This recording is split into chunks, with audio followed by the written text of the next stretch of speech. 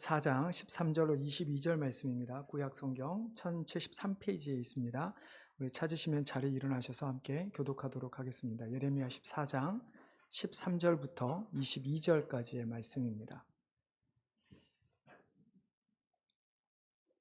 제가 먼저 읽겠습니다. 이에 내가 말하되 슬프도소이다. 주 여호와여 보시옵소서. 선지자들이 그들에게 이르기를 너희가 칼을 보지 아니하겠고 기근은 너희에게 이르지 아니할 것이라. 내가 이곳에서 너희에게 확실한 평강을 주리라 하나이다.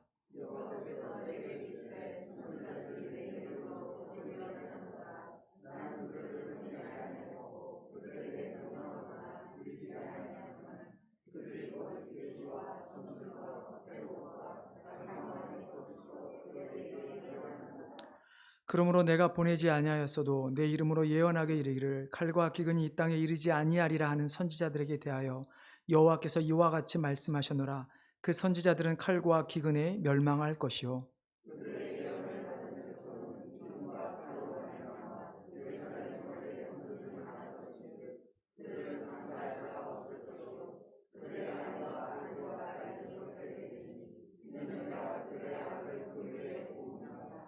너는 이 말로 그들에게 이르라. 내 눈이 밤낮으로 그치지 아니하고 눈물을 흘리리니 이는 처녀딸 내 백성이 큰 파멸 중한 상처로 말미암아 망함이라.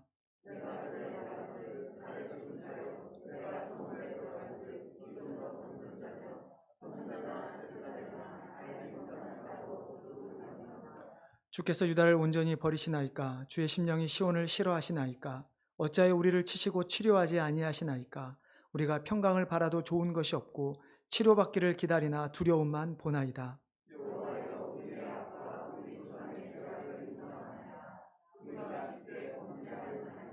주의 이름을 위하여 우리를 미워하지 마옵소서. 주의 영광의 보좌를 욕되게 마옵소서. 주께서 우리와 세우신 언약을 기억하시고 패하지 마옵소서.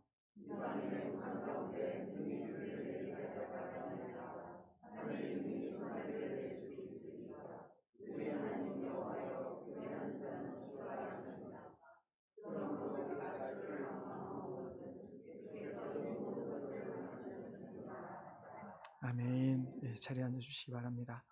한번 기도하겠습니다. 하나님, 다시 한번 우리가 하나님의 말씀을 듣기를 원합니다. 하나님 말씀에 귀를 기울이기를 원합니다.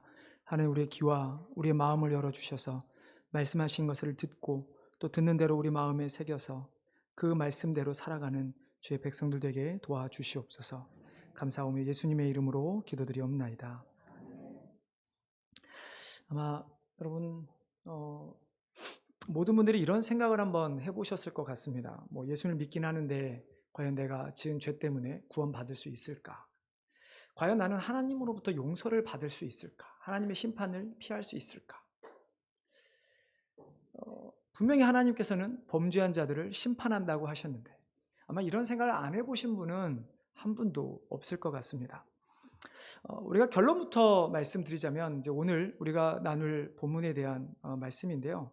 우리가 아무리 하나님 앞에 범죄하였다 할지라도 그래서 그로 말미암아 우리가 하나님의 심판을 받아야 하는 자들이 되었음에도 불구하고 우리의 소망, 우리가 주를 앙망하옵는 것, 오늘 본문의 22절에 나온 말씀인데요. 주를 앙망하옵는 것, 주를 바라는 것, 우리의 소망은 결국 다시 하나님밖에 없다라는 것을 우리에게 알려주고 있는 것입니다.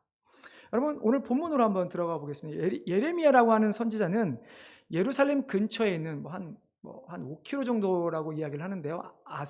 아나도시라고 하는 지역에 사는 제사장 가문 hil기야의 아들로 태어난 사람이었습니다. 제사장 가문은 잘 아시다시피 세습제였기 때문에 아마도 예레미야도 성인이 되었을 때부터는 제사장의 역할을 감당했을 것 같습니다.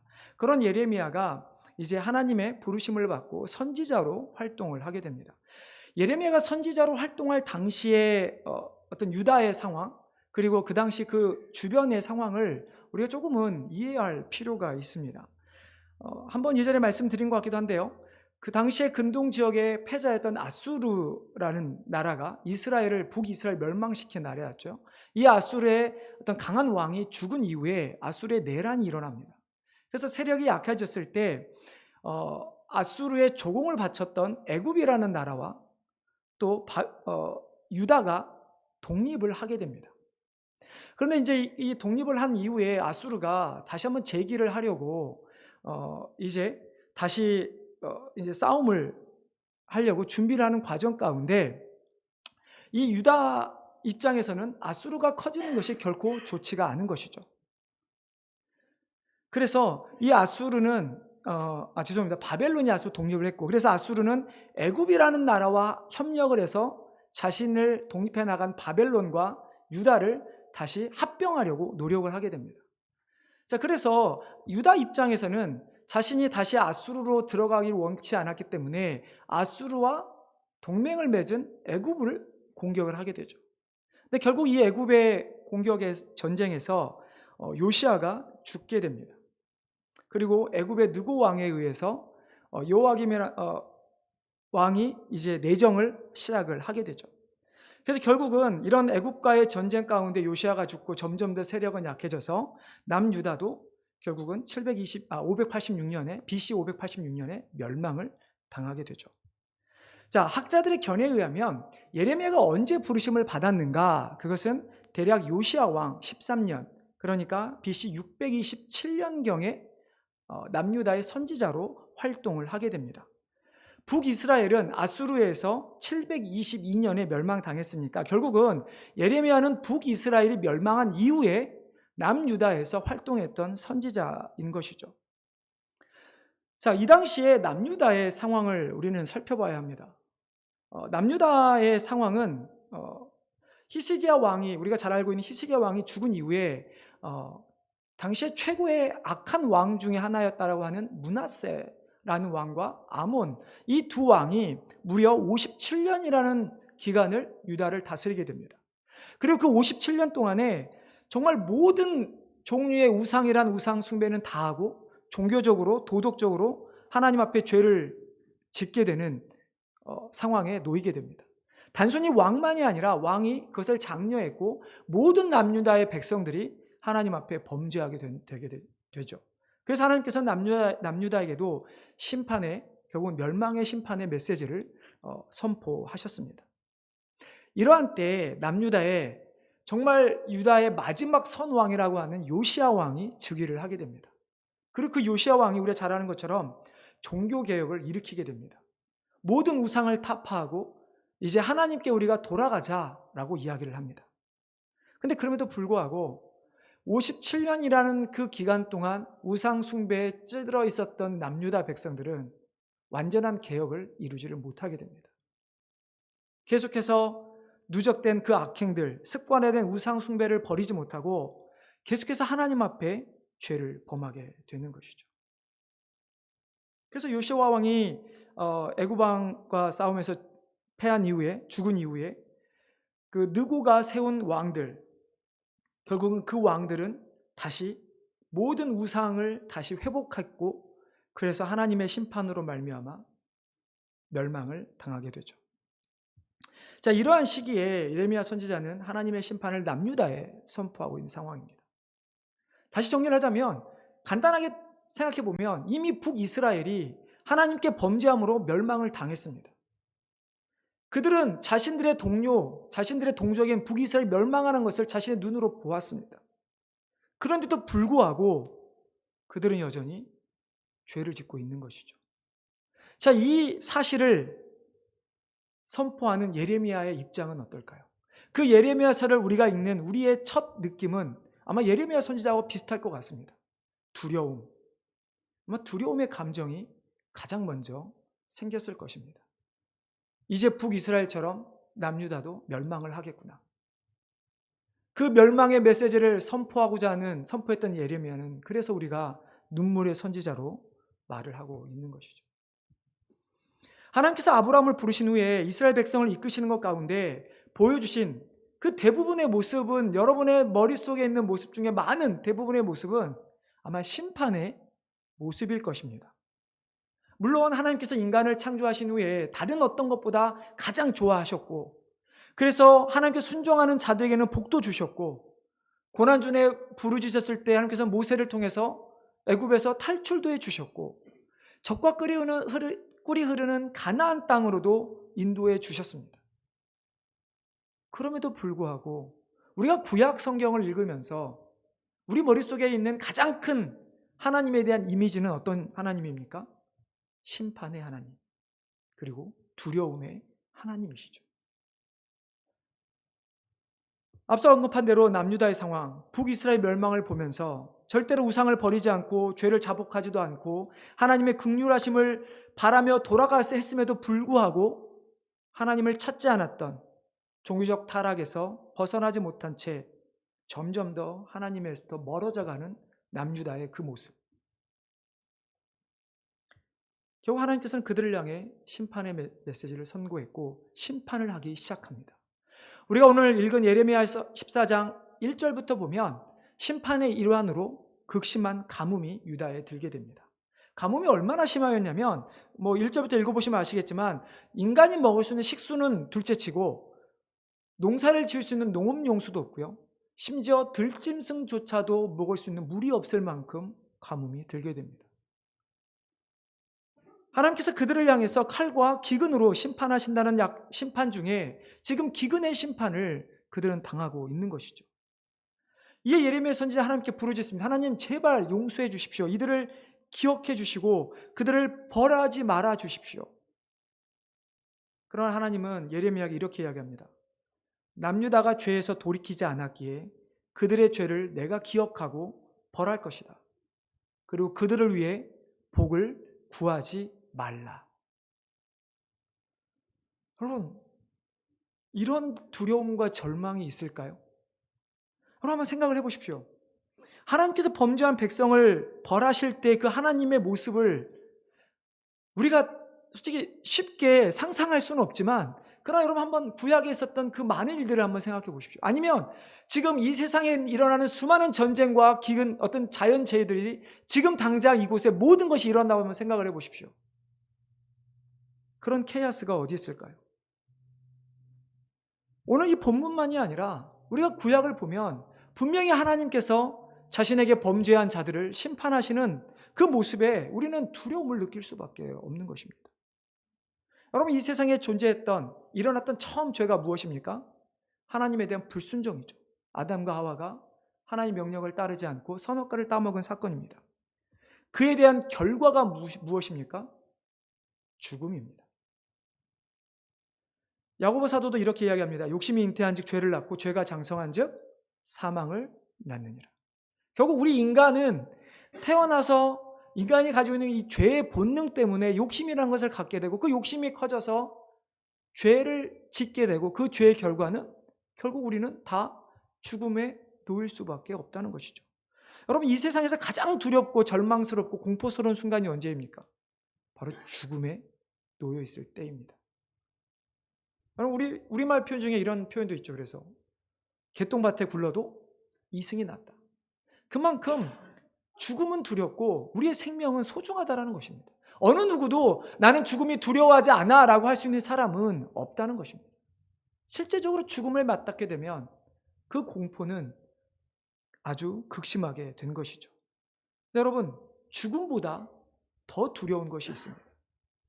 무엇일까요? 그것은 그냥 우리가 생명을 다해서 사고를 당해서 죽든 나이가 들어 죽든 그냥 죽기만 하면 다행인데 하나님께서 우리를 죽음 가운데 내어 놓으신다는 것입니다. 여러분 이 의미는 아주 큰 다른 엄청난 의미를 가지고 있는 것입니다. 여러분 생각해 보십시오. 만약에 누군가가 나의 생명에 위협을 가하면 누가 칼을 들고 온다든지 할 때 우리는 도망을 가거나 경찰에 신고하거나 아니면 그 위협을 가한 사람보다 더 힘센 사람을 데려다가 막으면 우리는 생명을 도모할 수가 있습니다. 이 세상에서 우리는 어떻게 하든지 약의 의료에 도움을 받든 사람의 도움을 받든 죽음의 위험 가운데서 우리는 생명을 도모할 수 있는 여지가 있다는 것입니다. 근데 여러분 창조주 하나님께서 벌을 내리시면 어떻게 될까요? 우리를 죽음 가운데 내어 놓으신다면 하나님께서 내가 너를 반드시 죽게 하겠다고 하신다면 어떻게 할까요? 거기서 벗어날 수 있는 사람이 있을까요? 과연 우리가 하나님의 심판 앞에서 정말로 벗어날 수 있는 사람이 있을까? 이 세상에 존재하는 어느 누구도 하나님의 심판에서 벗어날 수가 없을 것입니다.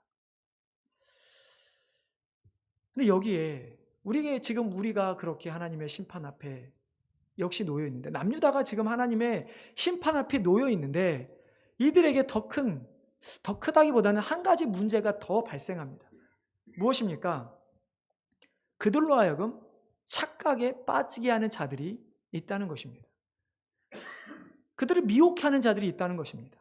하나님께 범죄하지 않았다.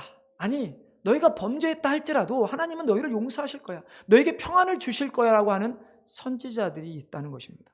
여러분 13절 말씀을 한번 보겠습니다. 이에 내가 말하되 슬프도소이다. 주여 보시옵소서. 선지자들이 그들에게 이르기를 너희가 칼을 보지 아니하겠고 기근은 너희에게 이르지 아니할 것이라. 내가 이곳에서 너희에게 확실한 평강을 주리라 하나이다. 자, 하나님께서는 분명 칼과 기근으로 남유다를 멸망하겠다, 치겠다고 하셨는데 선지자들이 아니다라고 이야기를 합니다. 하나님께서는 절대로 너희는 이방 나라가 너희를 쳐들어오지도 않을 것이고, 지금 기근을 겪기 전이죠. 그러니까 지금 유다의 가뭄이 일어나기 전에 그들이 하는 말이 아니다. 너희겐 절대로 기근이 일어나지 않을 것이다. 먹을 것이 풍족할 것이고 하나님께서 너희에게 평강을 주실 것이다 라고 이야기를 한다는 것입니다. 오히려 지금 하나님 앞에 너희가 잘못했다, 회개에 돌아가라 라고 해도 시원찮을 판에 누군가는 죄가 없다라고 이야기를 하고 있는 것이죠. 하나님은 사랑이 너무 크시니까 너희가 무슨 짓을 해도, 무슨 죄를 저질러도 용서해 주실 것이야. 여러분, 이런 현혹을 하는 자들에게 하나님께서 무엇라고 말씀하십니까? 14절을 보면 여호와께서 내게 이르시되 선지자들이 내 이름으로 거짓 예언을 하는도다. 나는 그들을 보내지 아니하였고 그들에게 명령하거니와 이르지 아니하였거늘 그들이 거짓 계시와 점술과 헛된 것과 자기 마음의 거짓으로 너희에게 예언하는도다. 자, 하나님께서 무엇라고 말씀하십니까? 그들은 거짓 선지자라고 말씀하십니다. 여러분, 우리가 살아가는 이 작금의 시대, 우리가 이 시대를 보면 예수님의 재림이 당장 지금 이 순간 이루어진다 하더라도 이상할 것이 없는 마지막 때에 우리는 살아가고 있습니다.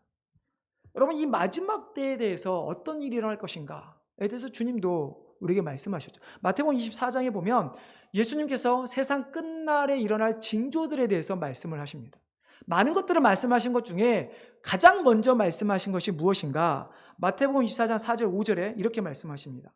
자, 제자들이 묻죠. 마지막 때 어떤 일이 일어나겠습니까? 그때 예수님께서 대답하여 이르시되 너희가 사람의 미혹을 받지 않도록 주의하라. 많은 사람이 내 이름으로 와서 이르되 나는 그리스도라 하여 많은 사람을 미혹하리라. 예수님이 재림하시는 마지막 때, 이 세상에 심판이 임할 마지막 때가 가까울수록 우리에게도 가장 많이 있는 일들이, 우리를 미혹해 하는 자들이 일어난다는 것입니다. 여러분, 예수님께서 미혹을 주의하라, 유혹에 빠지지 마라 말씀하시지만 솔직히 쉽지 않습니다. 여러분 한번 생각해 보십시오. 여러분, 우리가 여기 있는 모든 분들이 우리가 지은 죄값을 치러야 합니다. 예를 들어 무슨 죄를 저질지 모르지만 교도에서 10년형을 감옥에서 살아야 하든 사형을 받아야 되든 다 우리가 죄값을 치러야 하는 사람들이라고 생각해 보십시오. 근데 누군가가 와서 여러분들에게 아니야, 너희 죄값 치를 필요 없어, 다 용서해 준대, 너희 죽을 필요 없어라고 한다면 여러분 어떠시겠습니까? 당연히 그 말에 현혹되지 않겠습니까? 마땅히 죄를 지으면 죄를 치는 것이 세상의 법도이기도 한데 우리는 죄값을 치르지 않는다고 하면 당연히 마음 편해하고 좋아하죠. 누군가가 그 말을 하면 죄값을 치려 함에도 불구하고 이 사람의 말에 우리는 동조해서 그래, 괜찮을 거야 라고 생각하는 것이 우리 인간의 모습입니다. 여러분, 남유다의 입장을 생각해 보십시오. 그들은 오직 하나님만 믿었던 사람들이고 자신들은 여전히 하나님을 믿고 있다고 생각하는 자들입니다. 그런 그들에게 하나님의 심판이 임한다고 했을 때 누군가가, 하나님으로부터 보내받았다고 하는 누군가가 아니야, 너희는 용서할 수 받았어, 평강이 있을 거라고 한다면, 죄를 범한 자들을 향한 하나님의 뜻은 심판입니다. 어느 누구도 벗어날 수가 없습니다. 아무리 누군가 나에게 괜찮다 할지라도, 아무리 누군가 나에게 하나님은 사랑하시기에 너에게 평안이 있을 거야 한다 할지라도 우리가 지은 죄에 대한 결과는 죽음의 심판인 것입니다. 하나님께서 심판하신 자들은 거짓 선지자들만 심판하지 않습니다. 그 거짓 선지자들의 말에 넘어간 남유다 백성들도 심판하십니다. 16절에 보시면 그들의 예언을 받은 백성은 기근과 칼로 말미암아 예루살렘 거리에 던짐을 당할 것이라. 그들을 장사할 자도 없고 그들의 아내와 아들과 딸이 그렇게 되리니 이는 내가 그들의 악을 그 위에 부음이니라. 여러분, 우리는 우리의 죄 앞에, 내가 지은 죄 앞에 우리는 두려워해야 합니다. 우리는 실은 절망해야 합니다. 우리가 감히 어떻게 하나님께 대항할 수 있을까? 나의 죄 때문에 내가 어떻게 이 죄에서 벗어날 수 있을까? 여러분, 우리는 정말로 절망해야 합니다.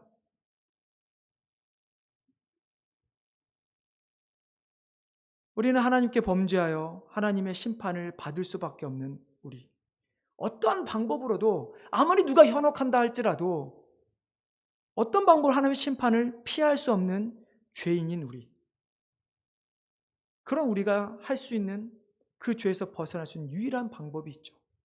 그래서 오늘 예레미야 선지자는 주를 앙망하옵는 것. 우리의 소망은 이라는 표현입니다. 우리 소망이 누구한테 있습니까? 우리의 소망은 바로 하나님께 있는 것입니다. 왜 그렇습니까? 왜 우리를 심판하시는 하나님만이 오히려 우리의 유일한 소망이 되실까? 그것은 하나님께서 여전히 자신들의 죄를 범한 하나님의 백성들을 심판하셔야 하지만 그러나 여전히 하나님의 백성들이 당할 고통에 탄식하시고 마음 아파하시기 때문입니다. 여러분, 우리 17절 18절 말씀을 한번 같이 읽어보겠습니다. 17절 18절입니다. 자, 시작.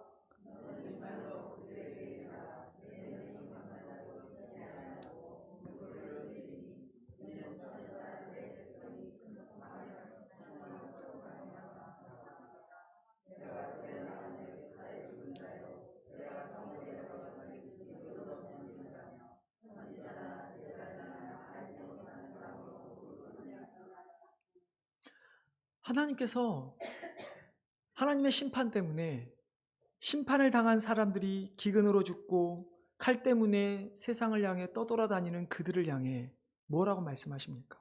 내가 눈물을 흘리리라. 하나님께서는 범죄한 남유다 백성들을 향해 내가 그들을 보면서 눈물을 흘린다고 말씀하고 계십니다.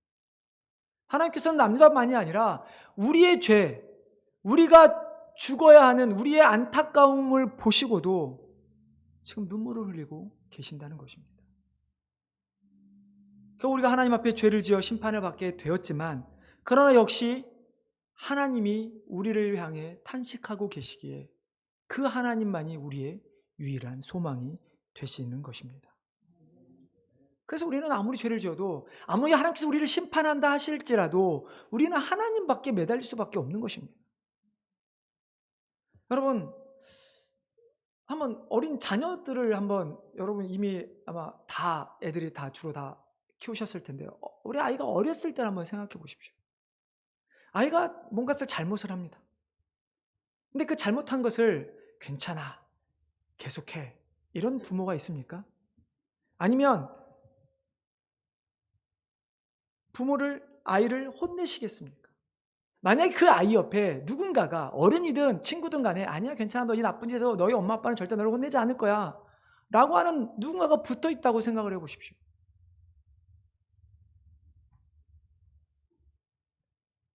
우리는 아이를 분명히 아이에게 혼내야 하지만 그러나 아이를 혼낼 때 여러분 어떻게 하십니까? 정말 이 아이가 내 아이가 절대 아니야 너는 그런 마음으로 혼내는 부모는 없을 것입니다. 자, 반대로 그러니까 아이의 입장에서 보면 아이가 죄를 지었어요.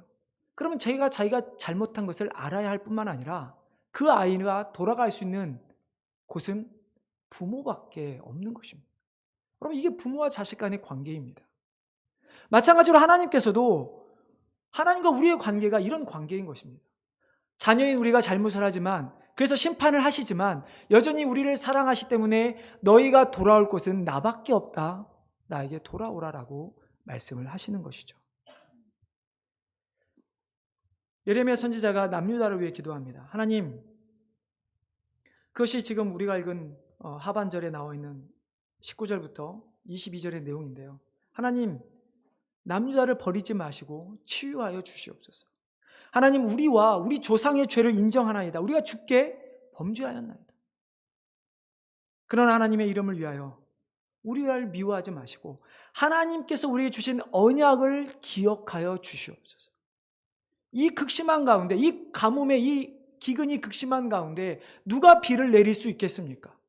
세상에 어떤 우상이 비를 내릴 수 있겠습니까? 비를 내리실 수 있는 하나님, 그 하나님을 우리가 소망합니다. 그 하나님을 내가 바라보길 원합니다. 라고 예레미야는 하나님께 기도하고 있는 것입니다. 그럼 우리가 앙망하는 것, 우리가 바라봐야 하는 것, 우리의 소망은 우리를 만드신 하나님이시지 세상의 다른 어떤 것도 우리에게 소망이 될 수가 없습니다. 어떤 것도 우리가 지은 죄, 영원한 죽음이라고 하는 그 형벌을 없애줄 수 있는 것은 없다는 것입니다.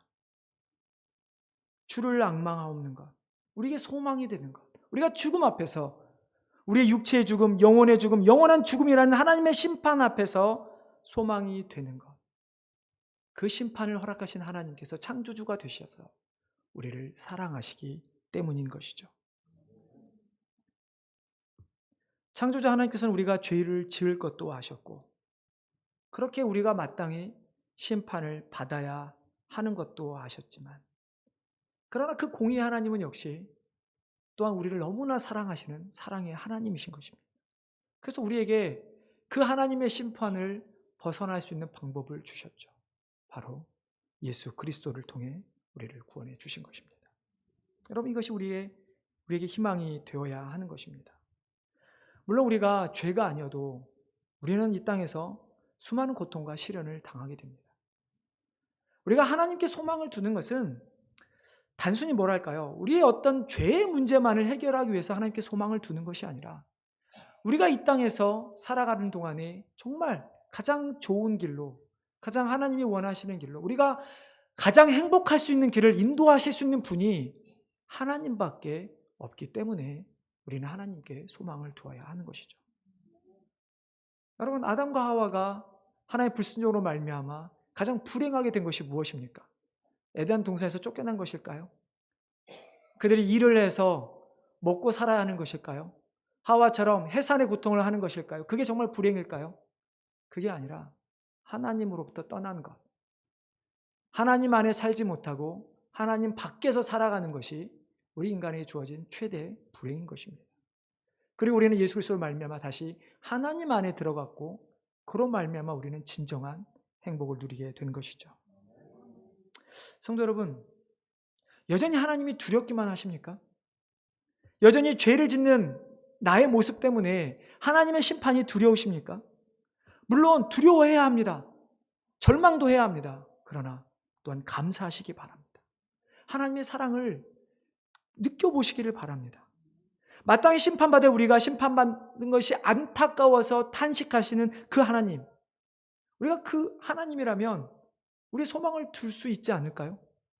정말 우리가 그런 하나님이라면, 우리를 위해 탄식하시는, 우리를 심판하시는데도 우리 그 심판하는 것 때문에 탄식하시는 하나님이라면 우리의 죄를 고백해도 되지 않을까요? 우리를 용서해 주시지 않을까요? 지금도 하나님은 살아계셔서 우리 안에 내주에 계십니다. 하나님께서 독생자를 내어주기까지 우리를 사랑하신 그 하나님의 사랑이 우리가 하나님으로부터 멀어지고자 하는 그것보다 상상할 수 없을 만큼 훨씬 더 크다는 것입니다. 그래서 우리는 이 자리에 앉아 있는 것입니다. 그렇게 하나님은 예수 그리스도를 믿는 주의 백성들을 결코 심판과 죄의 자리가 아니라 하나님의 자녀의 자리, 영원한 천국의 자리에 머물러 있게 하신다는 것이죠. 결국 우리가 살아가는데 모든 결과는 다 하나님께 달려 있습니다. 이 세상이 단순히 순종한 사람과 불순종, 순종한 사람에게는 축복, 불순종에게는 무조건 심판, 이렇게만 되어 있다면 우리에게는 소망이 없겠지만, 그러나 하나님의 심판이, 또한 하나님의 심판이 우리의 노력에 의해서 달려있다면 우리의 소망이 없겠죠. 그러나 결과는 우리의 노력이 아니라 하나님께 달려있는 것입니다. 범죄한 우리가 하나님의 은혜 안에 들어갈 수 있는 것, 우리가 예수 그리스도를 믿을 수 있게 되는 것, 우리가 영원히 하나님과 함께 살 수 있게 되는 것, 그 모든 것이 다 하나님께 달려있다는 것이죠. 여러분, 성령 하나님께서 하시는 일이 무엇입니까? 많은 일들이 있죠. 그러나 그 중에 우리가 기억할 것은 우리로 회개하게 하고, 우리로 예수 그리스도를 믿게 하고, 또한 우리로 이 세상에서 예수 그리스도의 제자로, 하나님의 백성으로 살아갈 수 있도록 새로운 삶을 살아갈 수 있는 힘을 주시는 분이 바로 성령 하나님이신 것이죠. 여러분, 가뭄 속에서 유일하게 단비를 내릴 수 있는 하나님을 믿으시기를 바랍니다. 그 하나님께서 우리를 사랑하셔서 성령님을 보내주셔서 우리를 끊임없이 하나님의 자녀로 이끌어 가시는 것에 감사하시기를 바랍니다. 그래서 우리가 어떤 세상 유혹에도 흔들리지 않고 천국을 바라보며 살아가기를 바랍니다. 우리의 죄를 용서하실 수 있는 분, 오직 하나님밖에 없음을. 그래서 우리가 그 하나님께만 소망을 두고 살아가는 우리 귀한 성도님 되시기를 주님의 이름으로 축원합니다. 기도하겠습니다. 하나님, 우리가 지난주에 하나님께 회개함을 말씀을 나눈 후에 우리에게 회개할 대상도, 우리가 바라야 될 소망이 되는 것도 하나님밖에 없음을 이 시간 깨닫게 하여 주시니 감사를 드립니다. 하나님, 우리가 아무리 비참한 하나님의 심판 가운데 놓였다 할지라도, 아무리 우리가 두렵고 절망 가운데 있다 할지라도 우리를 창조하시고 극한 가뭄 가운데 유일하게 비를 내리실 수 있는 그 하나님 앞에 우리가 소망을 두며 나아가기를 원합니다. 하나님, 우리 가운데 메마른 땅에 탄비를 내려 주시옵소서. 하나님으로 말미암아 우리에게 소망을 갖게 하여 주시옵시고, 우리가 하나님을 두려워할 것만이 아니라 또한 하나님의 사랑을 느끼며 하나님 앞에 우리 모든 것을 맡겨내어드리는 자들 되게 하여 주시옵소서. 하나님 은혜에 감사하며 예수님의 이름으로 기도드리옵나이다.